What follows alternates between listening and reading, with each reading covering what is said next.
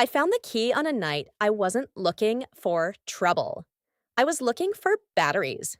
The kind of boring end of day task that makes you feel like a normal person with a normal life until it doesn't.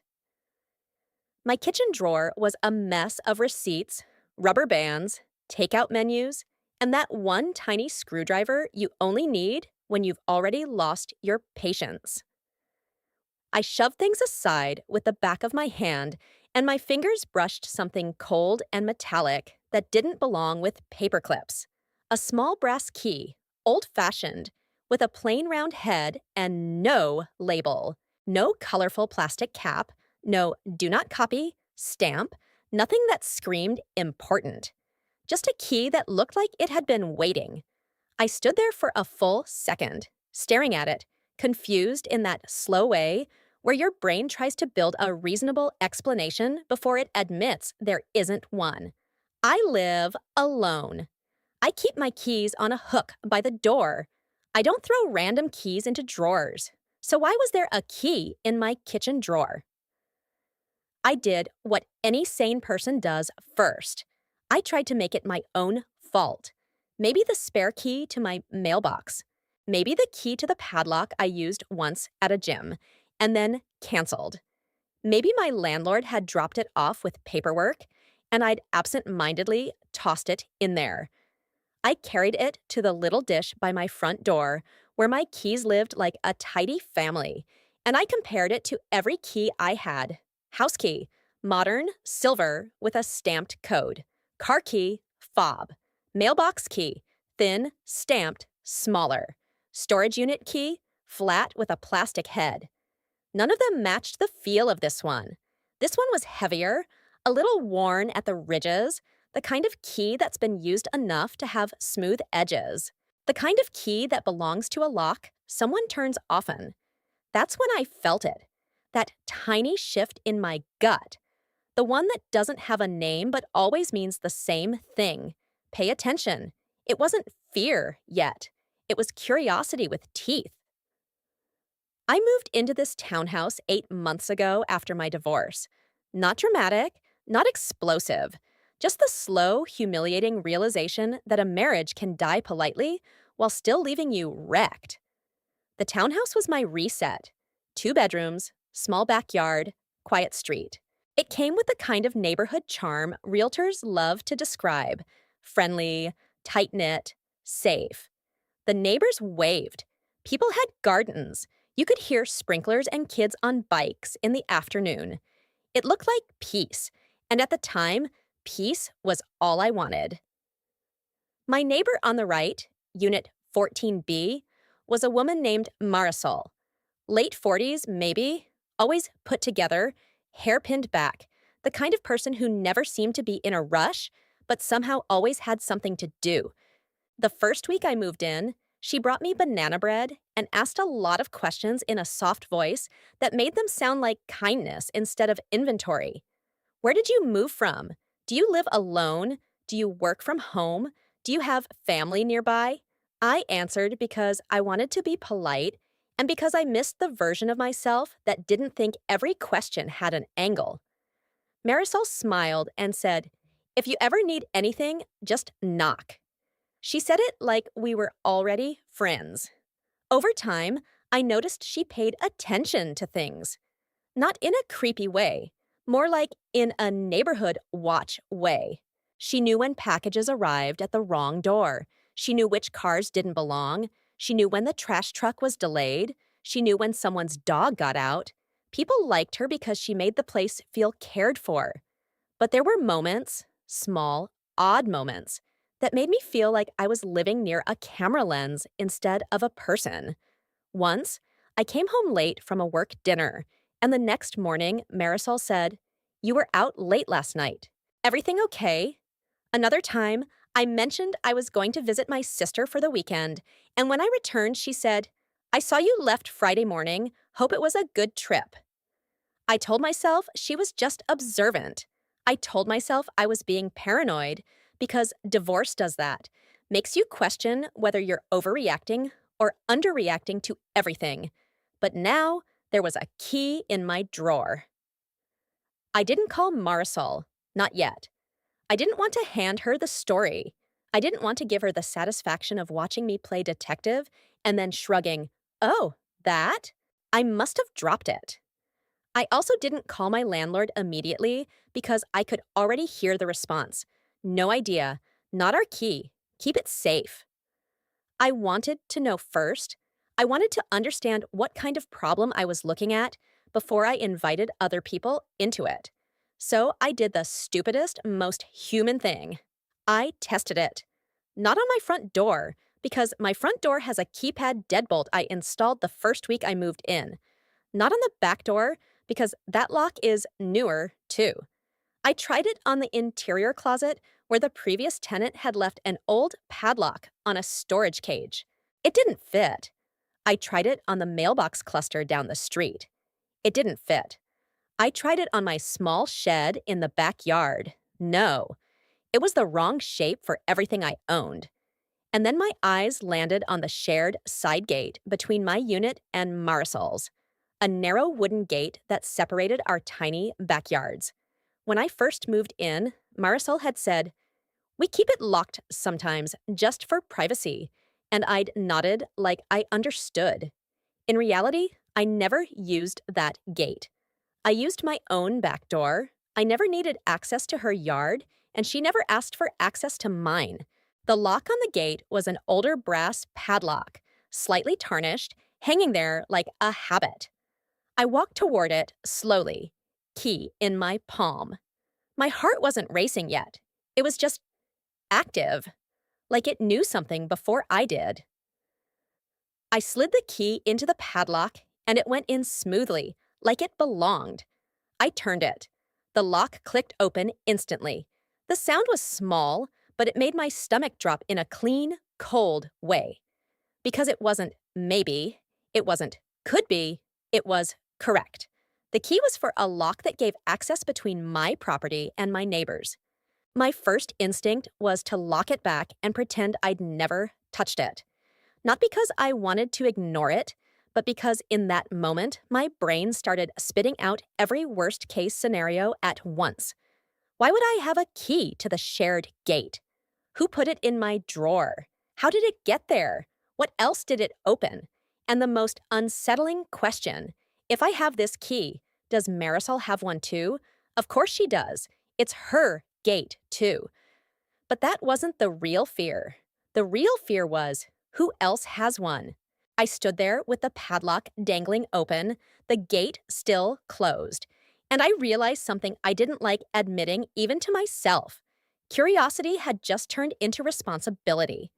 If I closed the lock and walked away, I'd spend the next week waking up at 3 a.m., hearing phantom footsteps. I'd start second-guessing every creak in the house. I'd watch my doorbell camera footage like it was a thriller. And the thing about living alone is that you don't have the luxury of denial. You have to know. So I opened the gate. It creaked softly, the hinges complaining in that beachy, salty way old outdoor hardware does. Marisol's backyard smelled like fresh soil and citrus. She had potted lemon trees lined along the fence. The patio was neat, swept, with a small table and 2 chairs.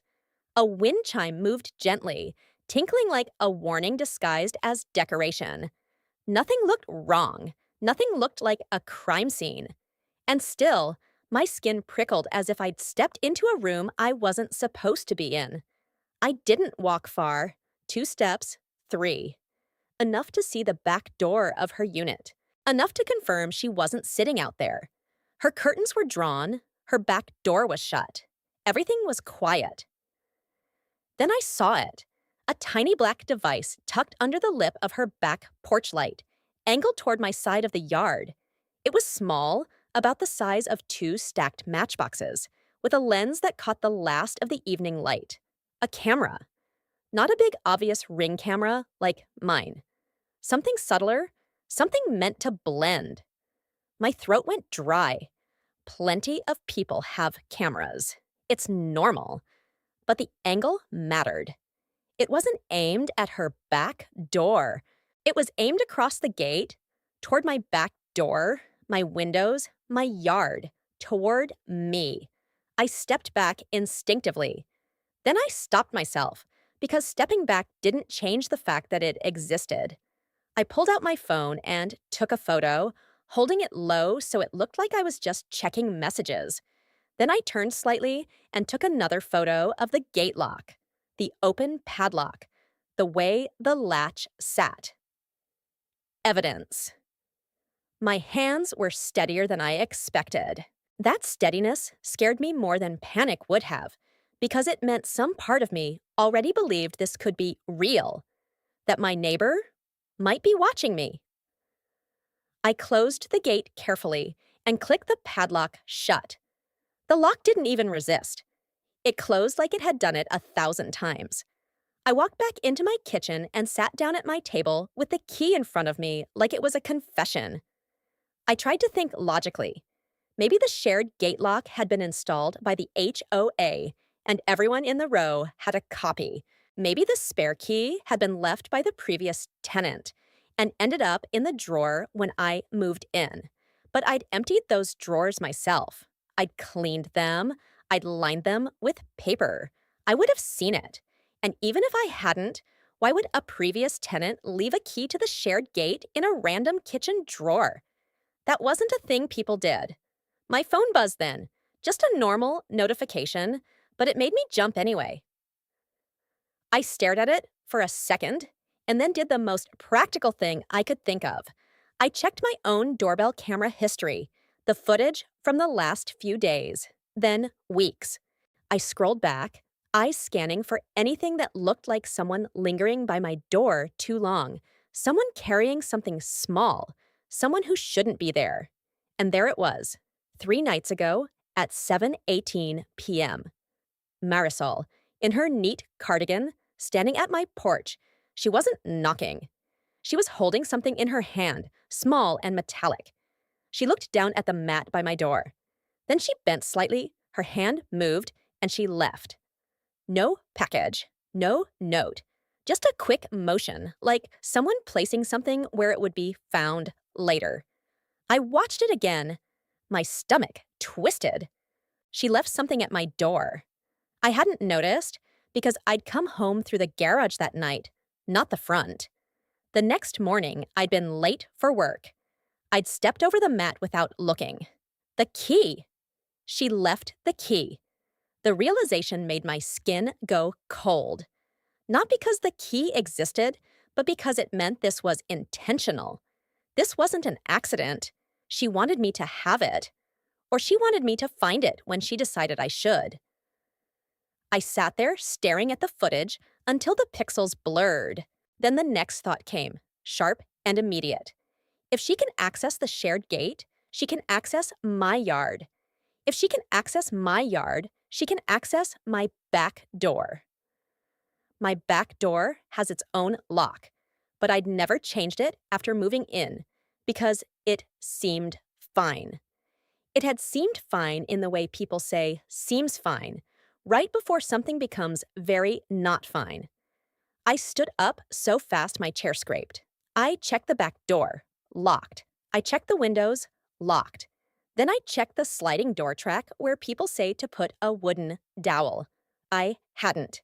I did now, grabbing an old broom handle and wedging it in place like my life depended on a piece of wood. Then I walked through my house with a kind of quiet urgency, checking closets, checking under the bed, checking the garage door. I felt ridiculous, and then felt not ridiculous at all, because the key on my table made ridiculous a luxury. I called my landlord, not to accuse, not to panic, just to ask a question. "Hey," I said, when he answered, "Quick question. Does anyone besides tenants have keys to the shared side gate between 14A and 14B? There was a pause. "Side gate?" he said. "Yes," I replied. "There's a padlock, shared access." He sounded mildly annoyed, like I was asking about paint colors. "That's between you two," he said. "We don't manage that. Tenants usually handle it." "So the lock isn't HOA, I asked. No. He said, that's a personal lock. If you didn't install it, the previous tenant did. My throat tightened. Do you have any record of who has copies? No. He said. Why? Something wrong? I forced my voice steady. I found an extra key, and I'm just trying to figure out what it belongs to. He shrugged verbally. Change the lock if you're concerned, he said, and then added, anything else? That was it. That was the level of protection I could expect from property management. I hung up and stared at the key again. Part of me wanted to march next door and confront Marisol, demand an explanation, demand she stop whatever this was. But confrontation is a gift to someone who wants control. It gives them information, how much you know, how scared you are, what you'll do next. And I'd learned the hard way in my marriage that people who like control also like reactions. They feed on them. So instead of confronting, I built a record. I emailed myself the screenshots from my doorbell camera of Marisol placing something at my door. I saved the photos of her yard camera. I wrote down the date and time. Then I called a locksmith. He arrived the next morning at 9:30. A man named Carl with kind eyes and the calm confidence of someone who can solve problems with tools. He listened without interrupting as I explained. Found key, shared gate, camera pointed at my yard. Carl didn't laugh. He didn't dismiss me. He walked to the shared gate, examined the padlock, and said, this is old, like he was already making a mental list. Then he turned to my back door and tested the lock with gentle pressure. Have you ever rekeyed this? He asked. No, I admitted. Carl's jaw tightened slightly. You should, he said. He changed it quickly, replaced the cylinder, gave me new keys, and then suggested replacing the shared gate lock too. Technically shared, I said, voice tight. Carl looked at me and said, if you don't trust your neighbor, it's not shared. It's a vulnerability. He swapped the padlock with a new one and handed me the only 2 keys. Now you have control of access to your yard, he said. I nodded, relief and anxiety tangling together. Carl was packing up when Marisol appeared in her backyard, like she'd been summoned by the sound of someone altering her access. She leaned over the fence line, smile bright. Oh, doing some upgrades? She called. I kept my tone polite. Just changing locks. Marisol's smile tightened a fraction. Why? She asked too quickly. Carl glanced at me, then kept his eyes on his tools like he was pretending not to listen. I found an extra key, I said, keeping my voice light. Figured it was safer to change everything. Marisol's eyes flicked to the new padlock. An extra key? She repeated. I met her gaze. Yeah, weird, right? She held my eyes for a beat too long. Then she laughed softly, but it didn't sound amused. It sounded like someone buying time. Oh, honey, she said, that neighborhood is full of keys. People copy them for dog walkers, sitters, family. Who knows where it came from? I forced a smile. Better safe than sorry. Marisol's smile didn't reach her eyes. Sure, she said. Then she added casually, by the way, if you ever need to get through, just knock. I can let you in. Let me in, through my own gate. The words landed wrong. Carl left, and I watched Marisol retreat into her house with her shoulders stiff. I thought that would be the end of it. I was wrong. That night, at 11:47 p.m., my doorbell camera sent an alert. Motion in backyard. My stomach dropped. I grabbed my phone, opened the live feed, and saw a shadow moving near the shared gate. Someone at the padlock. Hands. A phone light flickering. My new padlock held. The shadow tugged once, twice, then stopped. The figure turned toward the fence, then toward my back door like they were checking for another way. And then, shockingly, the figure stepped back into Marisol's yard and disappeared into her darkness. I didn't sleep. At 6:10 a.m., I heard a knock. Soft, controlled. I didn't open the door. I checked the camera. Marisol stood there holding a plate of muffins like we were in a sitcom, not a nightmare. I spoke through the door without unlocking it. Morning. Marisol's smile was bright. Morning. I made extra. Thought you might want some. I kept my voice even. Thanks. You can leave them on the mat. Marisol hesitated, then placed the plate down carefully. She didn't leave. Instead, she leaned closer to the door, like she was speaking to a child.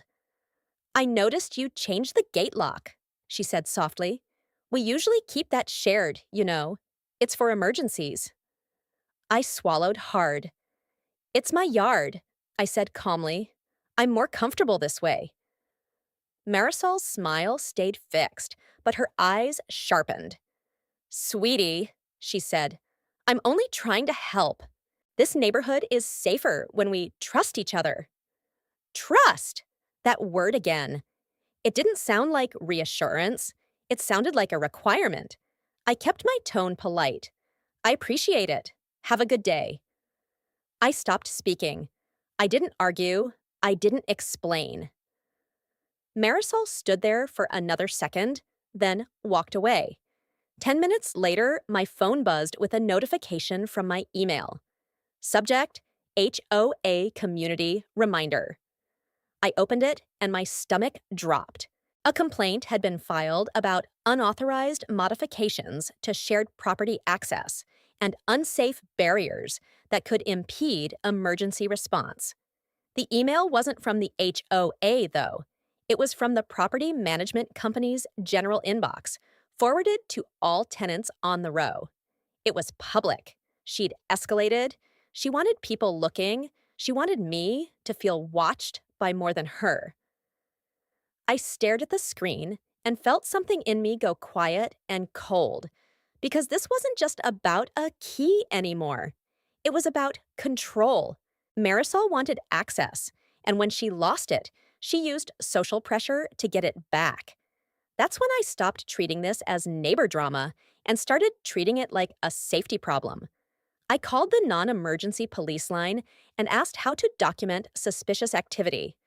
They told me to file a report if someone attempted to access my property without permission. Even if it's a neighbor, the officer said, especially if it's a neighbor.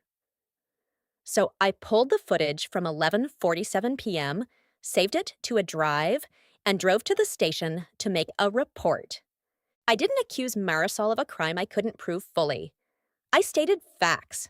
Unknown person on my property, attempting to access gate, retreated to neighbor's yard. I provided the video. The desk officer watched it twice, eyebrows rising slightly the second time. You know her? He asked. I'm pretty sure, I said carefully. He nodded slowly. We can do a knock and talk, he said. Sometimes that's enough to stop behavior. I didn't want a knock and talk while I wasn't home. I wanted to be present. I wanted everything documented, so we scheduled it for that afternoon. At 2:30, two officers walked with me to Marisol's front door. My heart was pounding, but my hands were steady. I held my phone low, recording audio for my own record. Marisol answered quickly, like she'd been watching the street. Her smile appeared instantly, then faltered when she saw uniforms. Officers, she said lightly. Is everything okay? One of the officers, a woman with a calm face, spoke evenly. Ma'am, we're following up on a report of possible trespassing activity. May we ask you a few questions? Marisol's eyes flicked to me, and something cold passed over her expression. A report, she repeated. From her? The officer didn't take the bait. We have video footage of someone attempting to access the shared gate from her yard late last night. The person appears to retreat into your yard. Do you know anything about that? Marisol laughed. Too loud, too quick. That's ridiculous. The officer held her gaze. Were you outside around 11:45 p.m.? Marisol's smile thinned. I was asleep. The officer nodded. Do you have anyone staying with you? Any family? Anyone who might have been outside? Marisol's eyes narrowed slightly. No. The second officer spoke then, voice firm. Ma'am, regardless of intent, entering someone else's yard without permission is trespassing. If you need emergency access, you call emergency services. Marisol's posture stiffened. The gate is shared, she said sharply. It's between our yards. I spoke up for the first time, calm and clear. I replaced the lock. It's not shared anymore. I didn't give you a key. Marisol's eyes flashed. You can't just. The female officer cut in. Property boundaries are clear. If she has secured her access, you do not bypass it. Marisol's jaw tightened. Then she did something that made my blood run cold. She smiled again, but this time it wasn't polite. It was knowing. Oh, she said softly, looking at me. So that's what this is. You think you're in danger from me? I didn't answer. The officer said, Ma'am, this is a warning. Do not enter her property. Do not attempt to access her gate or doors. Do you understand? Marisol's eyes stayed on me. I understand, she said, but it didn't sound like agreement. It sounded like she was choosing a different strategy. The officers left, and I went back inside feeling like I'd done the right thing, and also like I'd poked something that would now move in a new direction. That evening, as the sun set, I got another notification. Motion detected, front porch. I opened the live feed and saw Marisol standing at my door again. This time, she wasn't holding muffins. She was holding an envelope. She placed it under my doormat and walked away. I waited until she was inside before I retrieved it with gloves, because at this point, paranoia felt like wisdom. Inside was a single sheet of paper. No letterhead. Just typed text. I have lived here longer than you. I know how this neighborhood works. If you continue causing problems, you will regret it. No signature, but I didn't need one. My hands went cold, but my mind stayed clear. Threat, document, escalation. I took a photo. Then I scanned it. Then I put it in a folder labeled with dates and times. And then I did the thing I should have done immediately after finding the key. I checked my house for anything else that didn't belong. I went room by room with my phone flashlight. I checked vents, smoke detectors, weird seams in drywall. I checked windows for signs of tampering. I checked my Wi-Fi router logs for unknown devices. Nothing obvious, but the act of checking reminded me of something I'd ignored since moving in. There was a small attic access panel in the hallway ceiling that I'd never opened because I didn't store anything up there. I dragged a chair under it and pushed it open. Dust fell. My throat tightened, and up there, resting on the insulation near the opening, was a small plastic container, a key box, the kind realtors use. I reached up slowly and pulled it down. Inside were 3 keys. One looked like a copy of my old back door key. One looked like a copy of the shared gate key, the same shape as the one I'd found in my drawer. And the 3rd key was labeled with masking tape in small, neat handwriting. Spare, if she locks you out.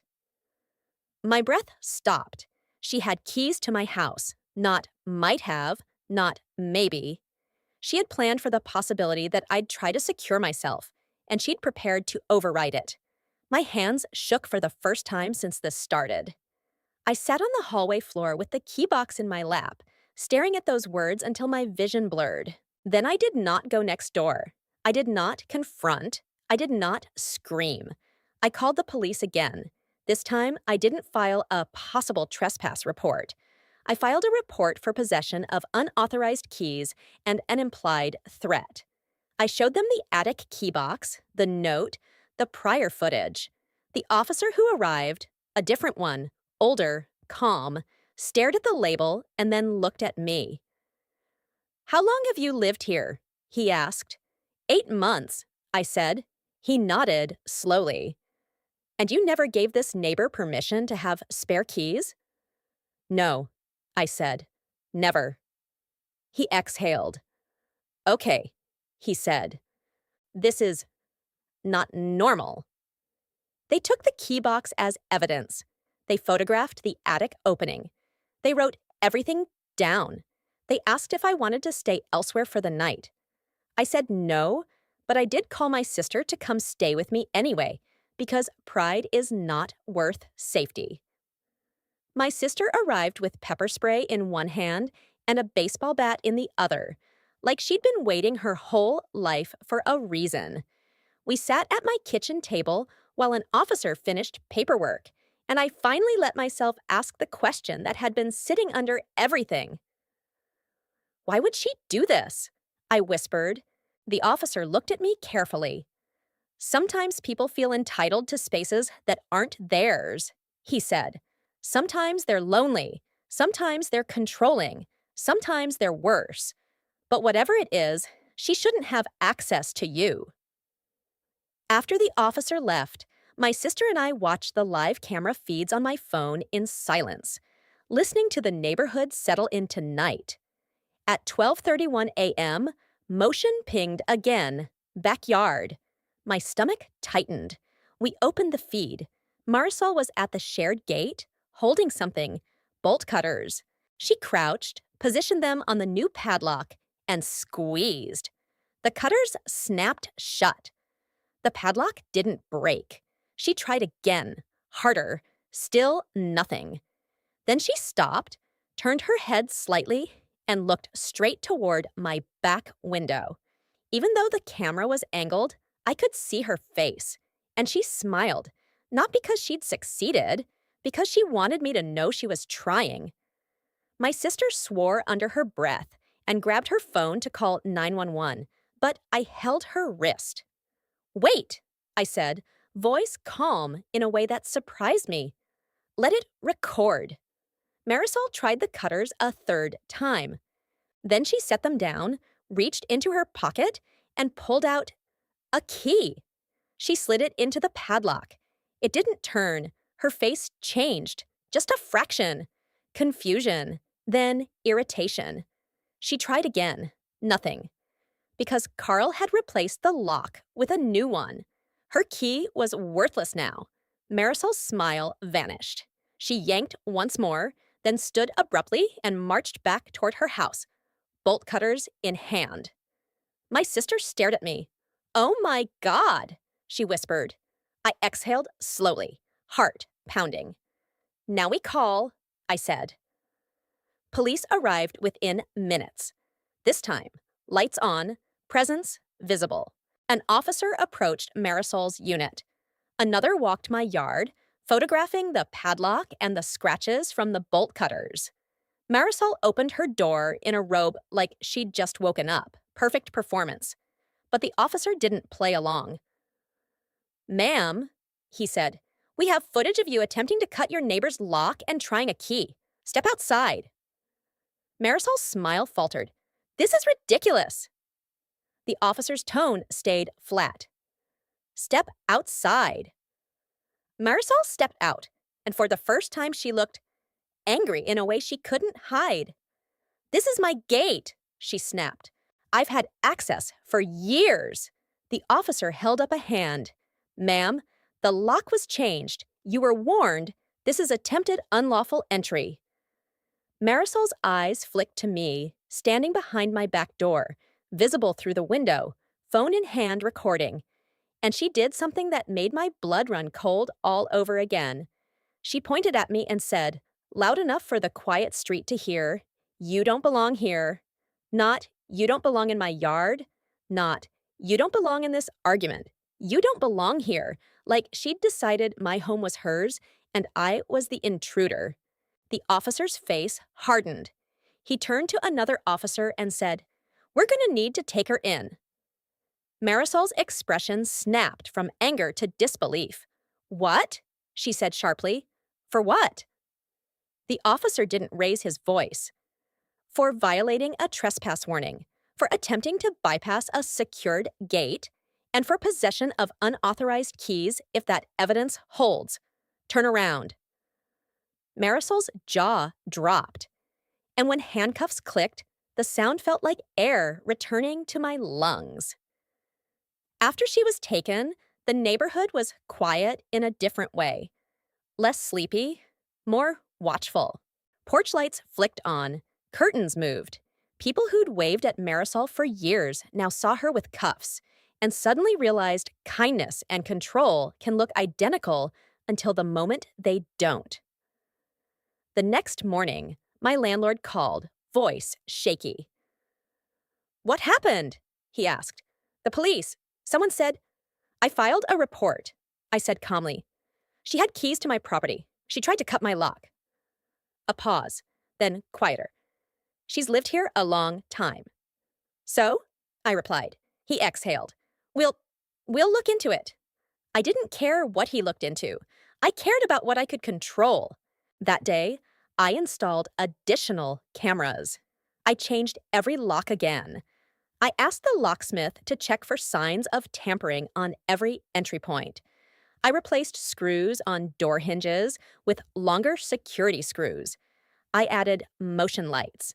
I treated my home like it deserved protection, because it did. 3 days later, Detective Ramirez called me. "We interviewed Marisol," he said. "She claims you stole the gate access from her, and she was trying to restore it." I let out a humorless laugh. Of course she was. Ramirez's tone stayed neutral. "She also claims you gave her permission to have spare keys." My stomach tightened. I didn't. "I believe you," he said simply, "because we found something." My pulse spiked. "What?" Ramirez paused, then said, "The key box in your attic? It wasn't the only one." They searched Marisol's home with a warrant. They found labeled keys and notes, multiple sets, multiple addresses, neighbors' units, garage codes, gate locks, a small notebook with schedules written in neat handwriting. Who leaves when, who comes home late, who has dogs, who doesn't. And on one page, my address with one line under it. New, alone, needs guidance. Needs guidance. My hands went cold. Ramirez's voice stayed calm. "We think she's been inserting herself into neighbors' lives for years. Sometimes it's help. Sometimes it's access. Sometimes it's leverage." "And the key in my drawer?" I asked, throat tight. "We believe she placed it there," Ramirez said, "possibly during one of the times she offered to watch your place, or when she dropped off baked goods. If she got into your house even once, that means she had a key before you ever found it." My skin prickled. "How would she—" Ramirez cut in gently. "You said the back door lock was never rekeyed after you moved in." I closed my eyes, because that meant she could have used a copy from the previous tenant, or gotten one made somehow, and I'd never known. I thought about the first week I moved in, when Marisol had said, "If you ever need anything, just knock." I thought about how safe that sentence sounded, and how dangerous it actually was. When the case finally moved forward, it wasn't cinematic. It wasn't fast. It was paperwork, hearings, restraining orders, evidence logs. The slow machinery of reality. Marisol's lawyer tried to frame it as misunderstanding, neighbor conflict, mental health, harmless community care. But the key box, the notes, the footage of bolt cutters, none of that looked harmless in front of a judge. The judge granted a protective order. Marisol was ordered to have no contact with me and to stay a certain distance from my property. She was forced to surrender any keys found in her possession tied to other neighbors. Investigations expanded. And me? I learned the kind of lesson people don't want to learn until they have to. Safety isn't a feeling. It's a system. And trust is not something you owe to someone because they smile and bring baked goods. 2 weeks later, I stood in my kitchen again, The same drawer open, the same messy collection of normal life objects. I held a fresh pack of batteries in one hand and a new label maker in the other. I labeled every spare key I owned. I stored them in a small lockbox I controlled. I stopped leaving my life vulnerable to probably fine. That night, I locked my back door and looked out my window at the shared gate. New padlock, new routine. Quiet. Real quiet. The kind of quiet that doesn't come from pretending nothing is wrong, but from knowing you've closed the doors that shouldn't have been open. And sometimes, when I catch myself hesitating to be too cautious, I remember the moment that key slid perfectly into my neighbor's lock, smooth as truth. I remember the click. And I remind myself, if something fits that well, it was made for that purpose. And if it ends up in your kitchen drawer, it didn't get there by accident.